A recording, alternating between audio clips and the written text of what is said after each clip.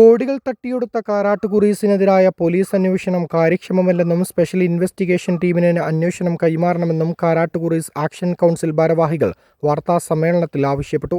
പരാതികൾ ഏറെ ലഭിച്ചിട്ടും പോലീസിൽ നിന്നും കാര്യമായ അന്വേഷണമോ മതിയായ ജാഗ്രതയോ കാണുന്നില്ല. പരാതി വാങ്ങി രസീത് നൽകുകയോ എഫ്ഐആറിന്റെ കോപ്പി നൽകുകയോ ചെയ്യുന്നില്ല. പ്രതിഷേധ സമരം സംഘടിപ്പിക്കുന്നതിന് അനുവാദം വാങ്ങിക്കാൻ ചെന്ന ആക്ഷൻ കൗൺസിൽ ഭാരവാഹികളോട് ജാമ്യമില്ലാ വകുപ്പ് ചുമത്തി അറസ്റ്റ് ചെയ്യുമെന്ന് ഭീഷണിപ്പെടുത്തുകയായിരുന്നു അധികാരികൾ. 1 കോടിയോ അതിനു മുകളിലോ ഉള്ള സാമ്പത്തിക തട്ടിപ്പ് ക്രൈംബ്രാഞ്ച് അന്വേഷിക്കണമെന്ന ആഭ്യന്തര വകുപ്പിന്റെ നിർദ്ദേശമുള്ളപ്പോഴാണ് കേസ് മറ്റൊരു ഏജൻസിക്ക് കൈമാറാത്തത്. പാവപ്പെട്ട ഒരുപാട് പേരുടെ ജീവിതം ഇരുളടഞ്ഞു പോയിരിക്കുകയാണെന്നും പലരും ആത്മഹത്യയുടെ വക്കിലാണെന്നും ഭാരവാഹികൾ പറഞ്ഞു. സ്വത്തുകൾ ബിനാമിയിലേക്ക് മാറ്റുന്നതിനും രാജ്യത്തിന് പുറത്തേക്ക് കൊണ്ടുപോകുന്നതിനും മുൻപ് തന്നെ സ്വത്ത് കണ്ടുകെട്ടാനുള്ള നിയമ നടപടികൾ സ്വീകരിക്കണം. ഇക്കാര്യം ഉന്നയിച്ച് മുഖ്യമന്ത്രിയെ അടക്കം കാണണമെന്നും സമര നിയമ നടപടികളുമായി മുന്നോട്ടു പോകുമെന്നും കൗൺസിൽ ഭാരവാഹികൾ പറഞ്ഞു.